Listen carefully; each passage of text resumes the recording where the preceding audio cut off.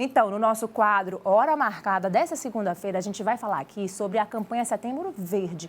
É uma campanha super importante que alerta para a importância da doação de órgãos e tecidos. Uma ação nacional que foi criada, para conscientização e incentivo dessa prática e chama a atenção da sociedade para esse gesto. Pra você ter ideia, um único doador pode ajudar a salvar a vida de até 7 pacientes que estão inscritos na lista única do Sistema Único de Saúde, o SUS. E para a gente falar sobre esse tema, a gente está recebendo aqui o médico Dr. Luiz Carlos Filho, que é cirurgião do aparelho digestivo, é mestre em transplante de fígado, então tem toda a autonomia para falar do assunto. Tudo bom, doutor Luiz? Bom dia, tudo bem? Bom dia, Estamos aqui em mais um ano de campanha. É verdade. Vamos falar dessa importância, A gente sabe que as campanhas, elas chamam a atenção para determinado tema, mas são temas que a gente tem que colocar realmente no nosso dia a dia, Não adianta só fazer aquelas ações e depois a gente esquecer do assunto. E essa questão do transplante a gente acompanhou, nacionalmente, foi bem discutido por conta do apresentador, Fausto Silva, e trouxe à tona muitos números e dados que existiam em relação a isso. Então, vamos começar falando dessa importância desse ato, doutor? Bom, realmente o que move o transplante é o ato da doação.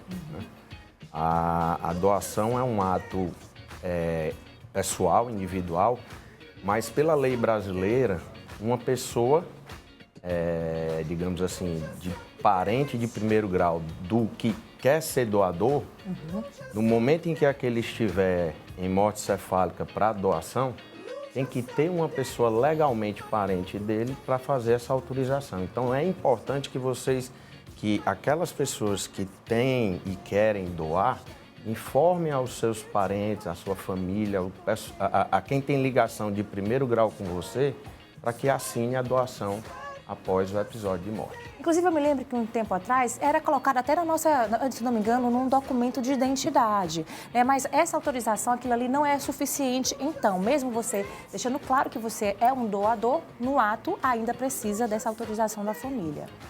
Dizendo em poucas palavras, na legislação atual, ninguém é doador até que alguém vivo assine a doação. Tá certo. Então, não basta você só expressar, essa sua vontade, tem que realmente deixar alguém, avisado. Um dos grandes objetivos da campanha é conscientizar o doador disso.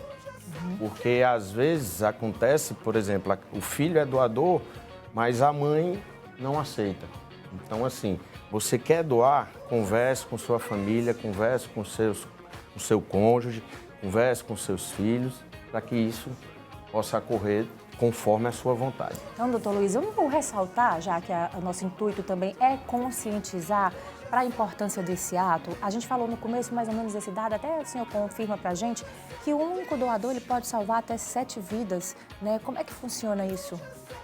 Pode salvar até mais, Na verdade, a gente, num processo de captação de órgãos e tecidos, a gente pode captar os pulmões, o coração, a gente pode captar o intestino, o pâncreas, os rins, o fígado, as córneas, ossos, pele e a medula. Então, daí você vê a quantidade de pessoas que a gente pode ajudar com o processo de doação. E eu acho que é bacana também a gente ressaltar, a transparência do Sistema Único de Saúde, que a doação só é feita através do Sistema Único de Saúde, a captação dos órgãos também, e que as pessoas não questionem e acreditem que, de fato, é um modelo que funciona, não é isso, doutor? Sim. Lembrando que nós estamos falando da doação cadáver. Desculpe abrir essa questão. Existe a doação interviva, que é uma doação onde você tem um órgão duplo, normalmente o rim, ou um adulto doando uma parte do fígado para uma criança. Essa aí segue uma legislação diferente. Para a legislação do doador cadáver, existe uma fila única, controlada exclusivamente pelo SUS, e que é hoje um dos sistemas mundiais mais seguros para se fazer uma doação de órgãos. E a gente sabe que para que as pessoas entendam, né, como é que funciona essa questão da fila de espera, às vezes aquela pessoa que está em primeiro e segundo lugar não necessariamente vai ser o primeiro a ser atendido quando surge um órgão, porque são vários quesitos que tem que ser levado em conta. O local da captação, né, o tempo até que chega até aquele paciente que está precisando, o tipo sanguíneo, então são vários critérios, né, doutor? Sim, existem vários cálculos, vários critérios que a gente tem que preencher na seleção do receptor. Então, por exemplo, existe alguns órgãos que não conseguem ficar fora da circulação por mais que 2, 3 horas. Exemplo, coração e pulmão.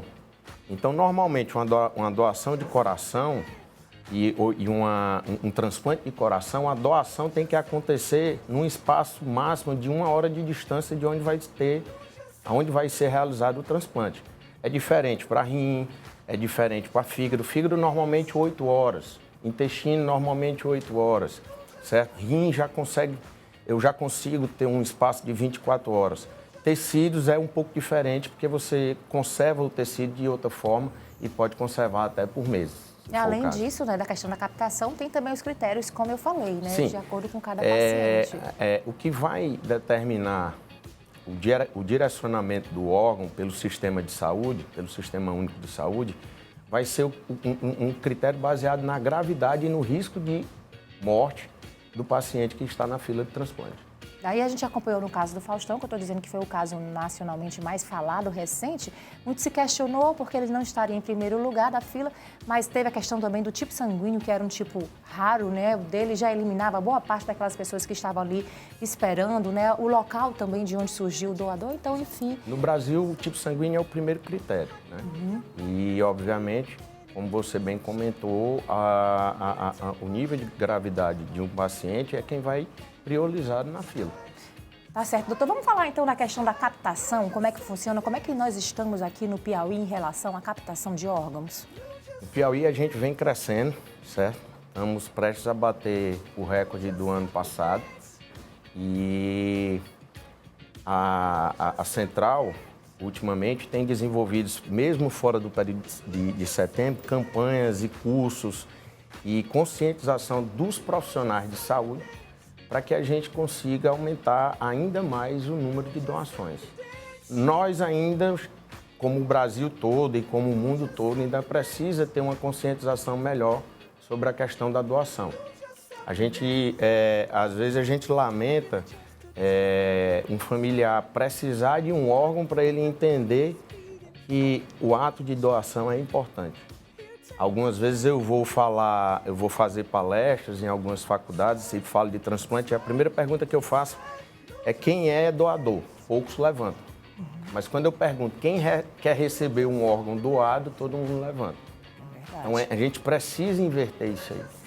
Não precisa você sentir a necessidade ou melhor, precisar de um órgão para você entender que o ato de doação é importante. Tá certo. Então, além do transplante de cadáver, como o senhor explicou, é o transplante que existe geralmente no caso de um familiar, quando precisa de você doar um órgão para um familiar seu, existe outra forma de você também fazer parte, né? Como, por exemplo, o banco de medula. Você pode ser um doador de medula que funciona de uma forma diferente, né, doutor? Com certeza.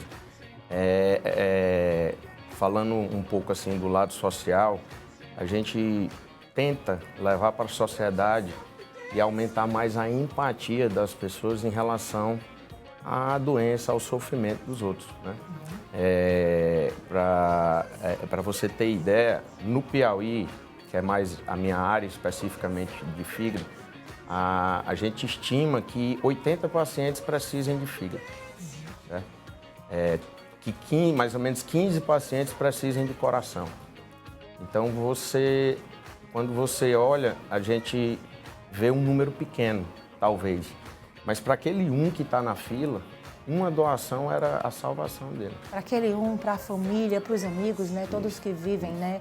Realmente é muito forte se a gente for parar para pensar em relação a isso. Você explicou como é que está a captação no estado aqui, e em relação aos nossos transplantes. Quais transplantes, que tipo de transplantes a gente realiza já aqui no nosso estado?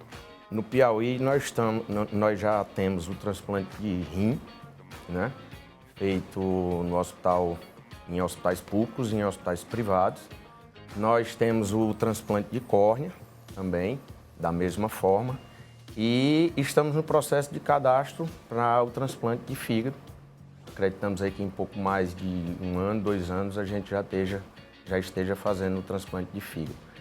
Em um período, nós tivemos um serviço com transplante cardíaco, mas que foi descontinuado na época ainda.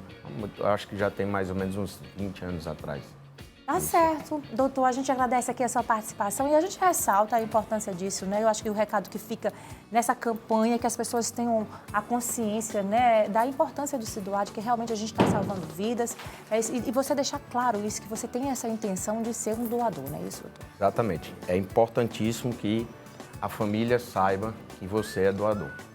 A mensagem principal da campanha é essa. Tá bom, doutor Luiz, a gente agradece a sua participação. Eu sempre que um prazer. Doutor Luiz já esteve aqui com a gente em outra oportunidade, tá bom? Prazer é nosso. Portas sempre abertas aqui para a gente prestar esclarecimento e informação, né, para as pessoas que acompanham aqui a gente. Muito obrigada, doutor. Eu que agradeço. Boa semana para o senhor, Pra tá nós. certo?